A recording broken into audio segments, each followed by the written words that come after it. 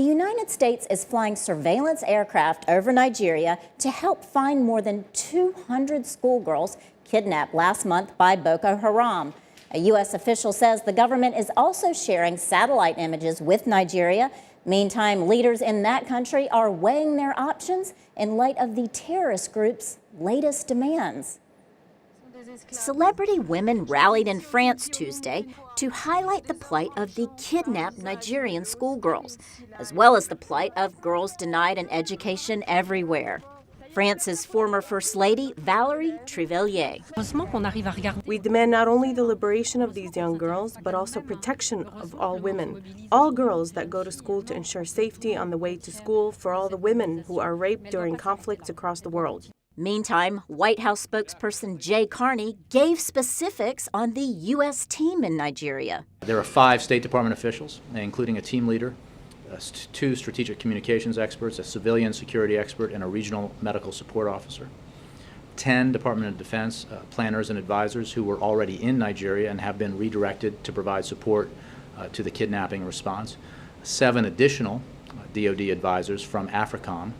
4 FBI officials with expertise in safe recovery, negotiations, and preventing future kidnappings. A video released by Boko Haram circulated yesterday in which the group's leader said he'd consider releasing the girls in exchange for militants being held by the Nigerian government. The government has not answered the militant Islamic group's call.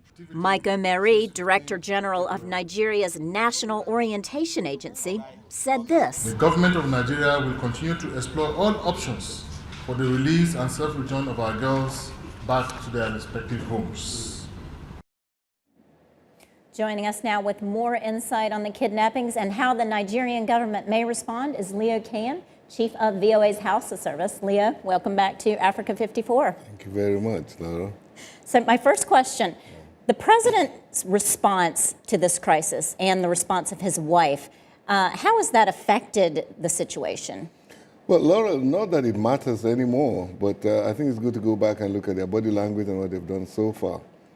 First of all, the president himself did not show a lot of sympathy on this issue because the day this blast went off on 14th February, the following day he left for Kano and had his party's rally on the stage where he was dancing and all that. People are very, very sensitive to that.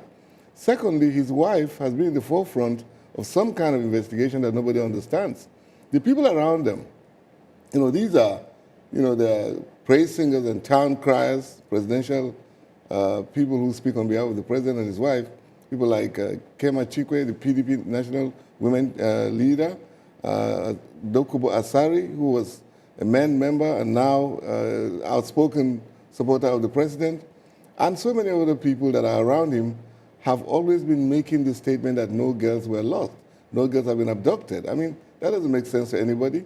Thirdly, the movement of troops to that area has been so slow to the extent that the governor of Borno State, who complained, was castigated and said not to know what he was doing. I mean, this is somebody who is in charge of that area, for God's sake, and who knows exactly what's going on. And he was told that for saying that Boko Haram had better arms and were better fed, he was going to lose his position as the governor of Borno State.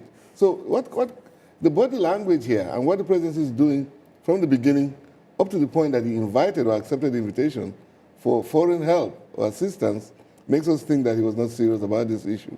I see. I want to ask you about this video that Boko Haram put out. What do we know about it? Is it all of the girls? Tell me, I know you've been talking to the parents and you have some good connections. So. Yeah, well, Boko Haram has mastered the art of YouTube now these days and Twitter and all sorts of Western technology, although they tend to say they don't like book. Boko Haram, Boko means book though, and that anything to do with Western knowledge or education is sacrilege. Now here we are. Boko Haram uses the YouTube effectively every time it's carrying out its propaganda. These girls have been missing to the extent that some people are saying it's a lie, it's false. Now he timely comes out with this video that shows about 100 girls.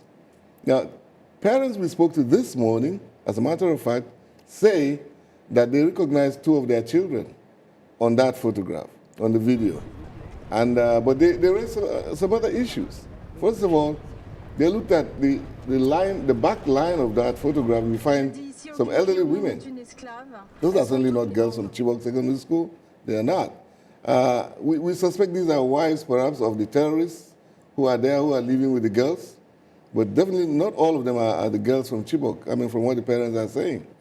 Yeah. So this might, although it looks like an intact group, this may not be our group. No. I mean, from the estimation, you can see about 100 girls there. Now, we're talking of 176 girls that are missing. So where are the rest?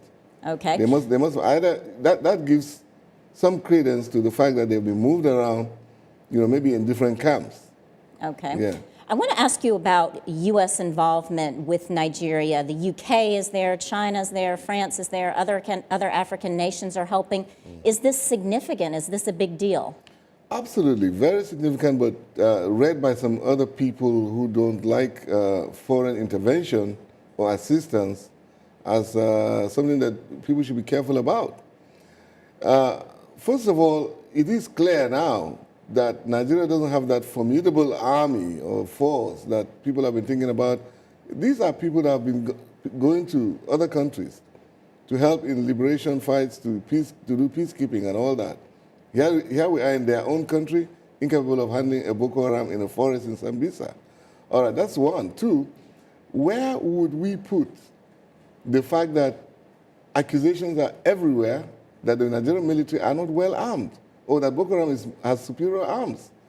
I think that is the reason why they wouldn't go into the forest. Now, the Americans are there, the Chinese are coming, British are coming, the countries of, France is coordinating Niger, Chad, and Cameroon so that the international cross-border implications will be handled. People are saying they don't want that. Some people are saying they don't want it. Why? Okay. I think we're going to have to stop here, unfortunately. Leo, thanks for joining us. Leo Keyen, Chief of VOA's Hausa Service. Thank you very much.